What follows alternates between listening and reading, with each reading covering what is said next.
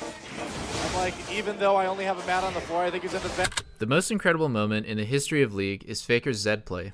I could go into detail about all the reasons why it was so insane, but the main point is that it showed the world a level of skill they'd never seen.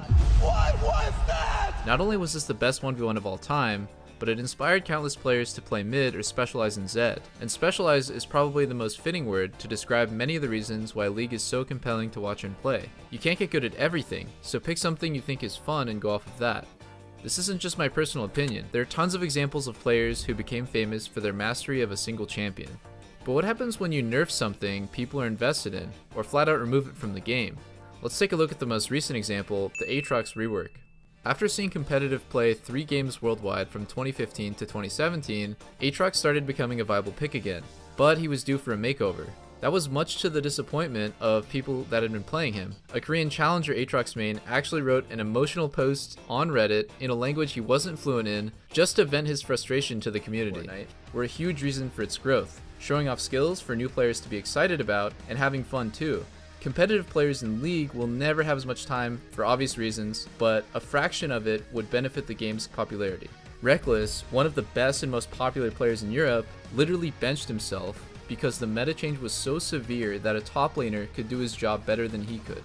But metas can be broken and change with a mix of creativity and game knowledge over time. The key here is time, because it does take a while before the best players will develop to the point where things like that can happen. Like I mentioned before, League is a game about skill, and Faker's play shows just how amazing the highest level of skill can be.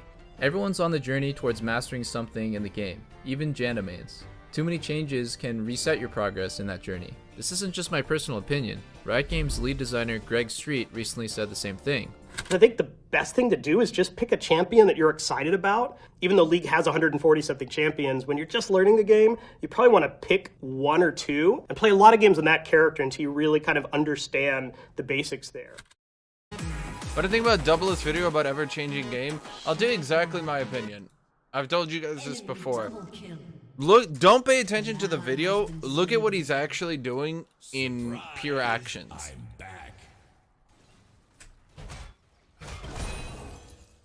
Season goes by. Lots of changes. Classes become viable or unviable. Doublelift, no comment. Season goes by. Lots of classes become viable or unviable. No comment. Season goes by. Season goes by. Season goes by. The first fucking time 80 carries take a real hit. Whoa, guys! We shouldn't change the meta all the time. Whoa! Why are we making all these changes?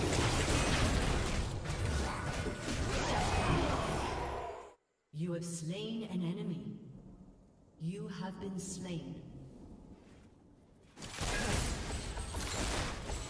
And then he brings up StarCraft 2 like, guys, if we might have given it 8 more years, we might have been able to find a counter to 80 carries. Let's not rush to conclusion. Just because there's 8 seasons of 80 carries being dominant doesn't mean there would be 8 more.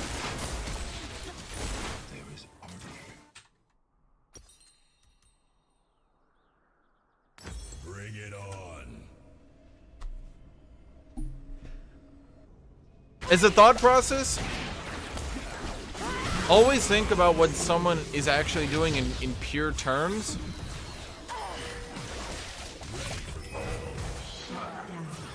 Rather than look at what they're trying to say.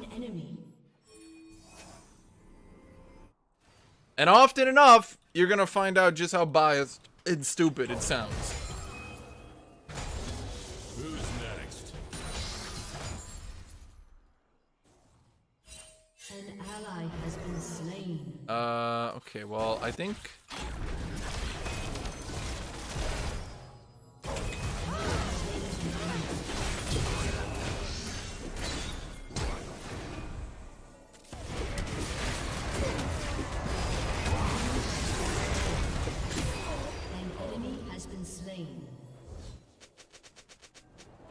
Let me Okay. at 'em.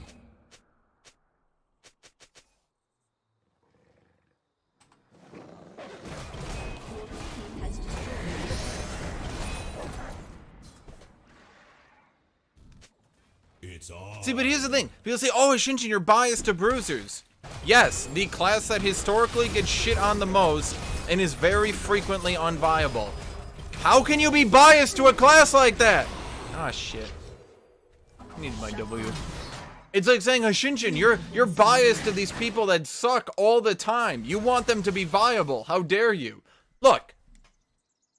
If bruisers are 100% required for 8 years, and every team had to have a bruiser, and over half the time the better bruiser player won every game, yes, it would be biased to constantly say that they need to be buffed.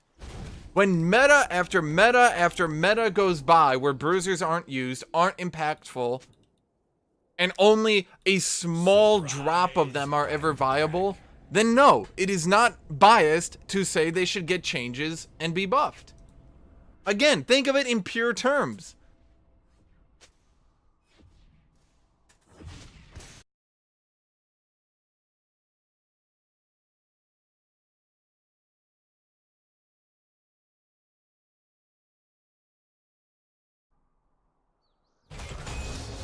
An enemy has been slain.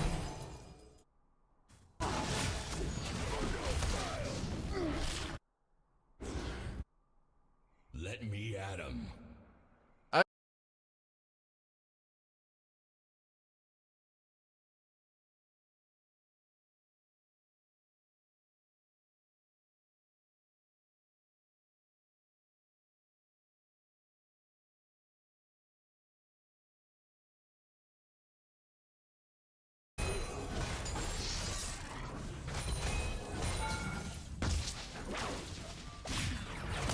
enemy has been slain.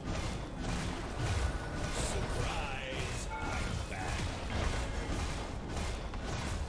Your team has destroyed a turret. I think I die here.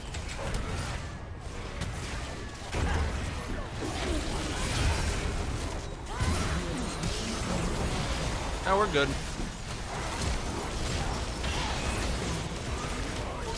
Yeah, this was all planned from the beginning.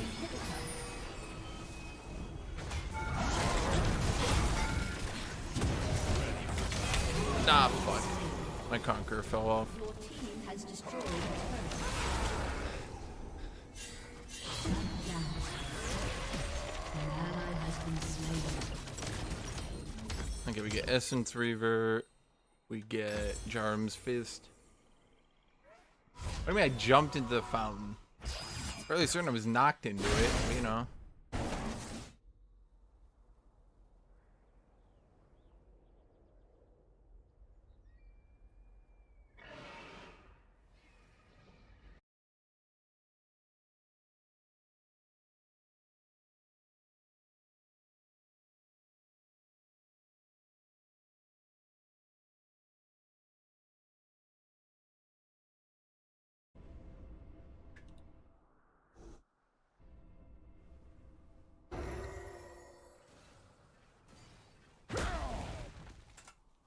Let me at him.